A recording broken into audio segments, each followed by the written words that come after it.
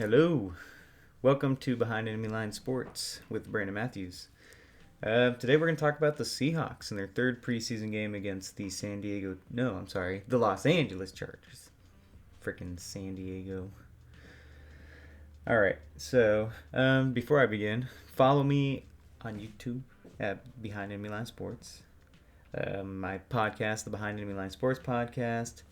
And also, you can find me on Instagram at Behind Enemy Line Sports and on Twitter at BRANM2012. All right, well, let's jump into it. So, Seattle looked good. I mean, as far as relative to the last two games, Seattle actually put on a good performance. Stupid fly. And or at least their backups did, because there are very few starters who actually started. I don't remember exactly who, but it's not like we were watching first team for the first drive or anything like that, or the first quarter, anything.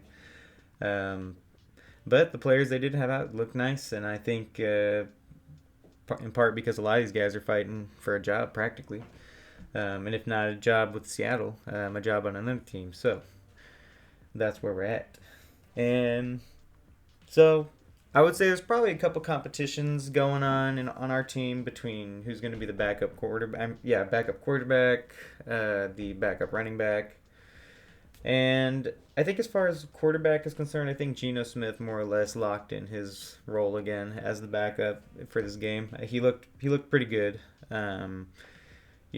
was able to scramble pretty well, and when the pocket started breaking down, he was able to step up on a few plays, I noticed. So I think Geno is a serviceable backup quarterback, and I think that'll be who we go with going forward.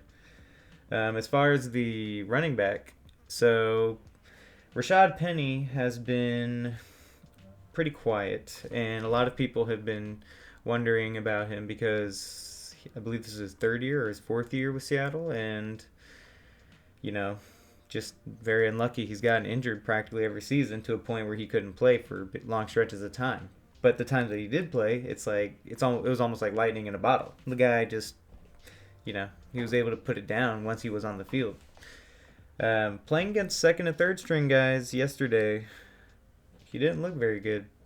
Or at least I don't think he did. I mean, he did all right, I guess. Maybe good enough to get on another team, but I don't think he'll end up being Seattle's backup running back to Jesus Christ. How can I not remember his name? Chris Carson.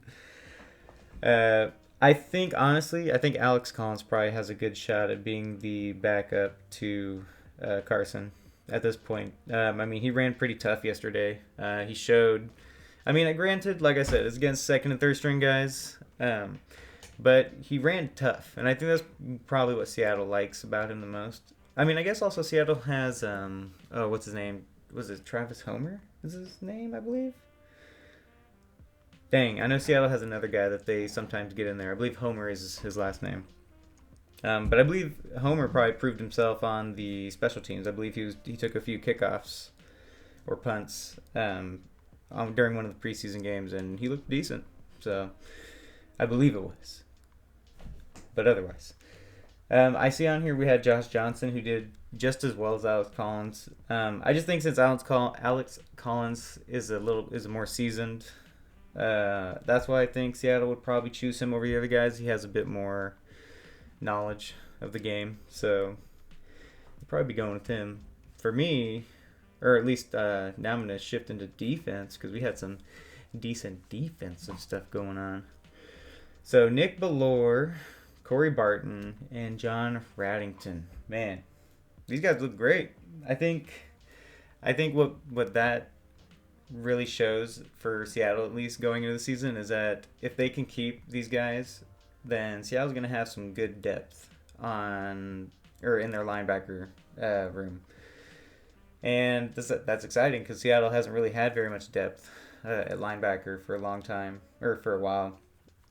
And so I think, what was it? I think Cody Barton, I think he got a fumble or a sack fumble, pretty much. Not even a sack, actually. It was a fumble that was intercepted by Marquise Blair, ended up going back for a touchdown, which was exciting. And, Barton and Bellore, I believe it was, yeah. they were just, it seemed like their name was getting called every other play, if not every play, being involved in the tackle in some way. And same with Raddington. He was doing great too.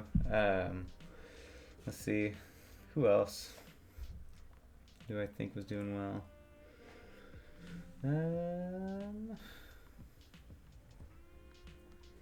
Let's see. There were a lot of penalties. I do remember that. And actually, looking at the stats here, yeah, oh my God, both teams had a lot of penalties. So Seattle didn't do any better than last week. They actually had more yards in penalties than last week.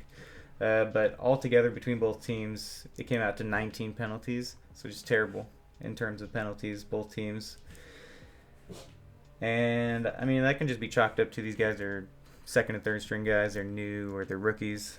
So it's not too much to be concerned about. I do think the only thing to be concerned about, and maybe I'm just ignorant, and this is normal for every team, more than likely is, the second and third string players normally don't have as good a discipline as the first string players, but I see that as an issue slightly, only because if you end up needing to use some of these guys, then when they're on the field, then there's a possibility or a higher likelihood that they're going to cause a penalty and hurt your team in a way. So I don't know how that gets ironed out, and hopefully it does. Actually though, speaking on that, one thing I did notice, the callback from last week or the last episode, was I did notice on special teams at least, and well, for the most part the whole game, that Seattle was finishing plays. Like, it did seem like the discipline I was talking about last week with finishing out the special team plays, kickoffs, running into the end zone and stuff. It did seem like a lot more of the guys were at least running past the point where the tackle takes place. I don't know. Maybe there was a emphasis on discipline this last week because of how shitty the penalties have been. Yeah, as far as Seattle going forward, now they got to make cuts, and that's going to be difficult because I believe this last game showed that Seattle has players that are, worth something, at least on another team potentially, and that's kind of a good thing for Seattle. At least it means they have enough guys that are worth keeping to where they actually have to cut them. So that's a good place to be in. It'd be nice. It'd be better. That's better than having, a few or a dozen guys that are good, and then trying to find people to fill the gaps where you don't have good players. So, anyways, going forward, yeah, I think Seattle's got a lot of tough decisions to make. I think they do need to keep some of these defensive guys, especially the guys who can switch in at linebacker, because right now we have KJ Wright, who is, I guess, holding out or not. Actually, he's not re-signing with Seattle, but he's also not signed with anybody else.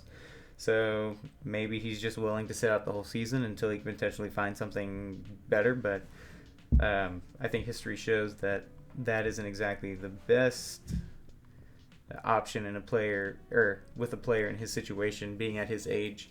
Granted, he does have a lot of knowledge and still can play at a really high level. It's hard to say that he won't lose value if he doesn't play this season. So I think Seattle would benefit from trying to keep as many of these linebacker guys that they can keep, while trying to cut down to the 53. But I know there's some trickery things they can do. They can cut guys and bring them back if they want afterwards and sign them to practice squad, or even just bring some of these guys down to practice squad, or even have some of them switch positions and just keep them in a position that they won't end up playing, but maybe they end up playing the position they actually want to play. So yeah, I think Seattle showed a lot of good stuff. As far as the offense is concerned, I know this is probably not, the 100% playbook that we're going to see, in the first game or anything like that. But from what we saw, the up-tempo stuff and, the pass-heavy, it seemed like pass-heavy approach, but maybe there's an equal number of runs. I'd have to look at the exact stats. But anyways, I think Seattle looks decent on offense, and if the starters, come week one, can play just as not, I wouldn't say just as well because I'm gonna assume they're gonna play better. I'm assuming so since they'll play better than these guys, then I think Seattle will be in a good spot going up against the Colts in week one. So, yeah, I think that's probably where I'll wrap the show because ain't much else. Yeah. Catch me on the Behind Enemy Line Sports Podcast coming out either Tuesday or Wednesday because I got to record tomorrow. So, see y'all next.